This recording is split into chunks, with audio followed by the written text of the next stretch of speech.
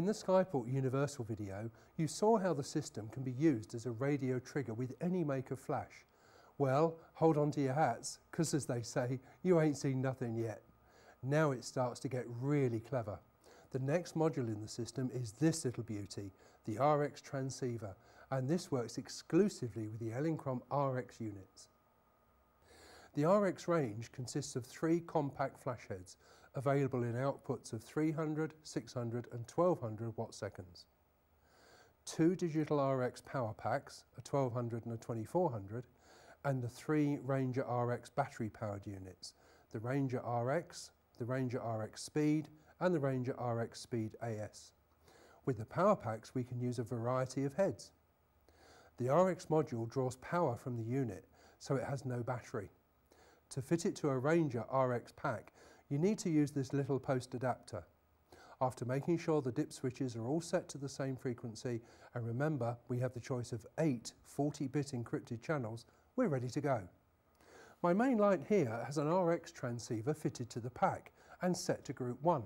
If I set the selector switch on my Skyport transmitter to group 1, firstly of course it will fire the unit, but secondly I can adjust the power output of the light from my camera position. Every time I press either the plus or minus button once, I'm changing the power output of the head by exactly 1/10 of an f-stop. So let's take a reading with my flash meter. Let's say I want to shoot at f8. I take a meter reading, and the meter tells me that the light is giving me f5.6 and 7/10. I now know that I need to turn the power up by 3/10 of a stop. Now of course I can do that on the RX pack by pressing the power up button 3 times.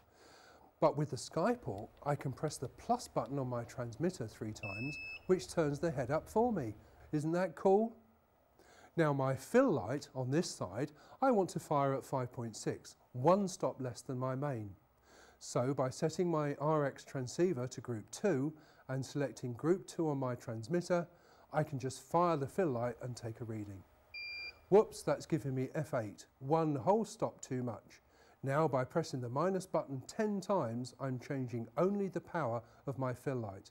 My main light is ignoring me. Of course I can repeat this for 2 more lights. I could have the RX transceiver on my hair light on group 3 and on my background light on group 4.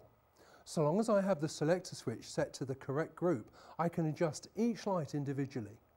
Now if I change the selector switch from group to all and press the plus and minus buttons, I can turn all my lights up or down, but keeping them in the same ratios.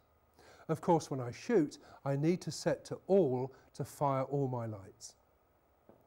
When I first saw this, I was knocked out, especially when I found out how inexpensive it all is. But as I said, you ain't seen nothing yet. You now need to watch the final thrilling instalment to see something even more incredible when we go to the next stage of the Elinchrom remote studio system. I'm Chris Burford. Thanks for watching.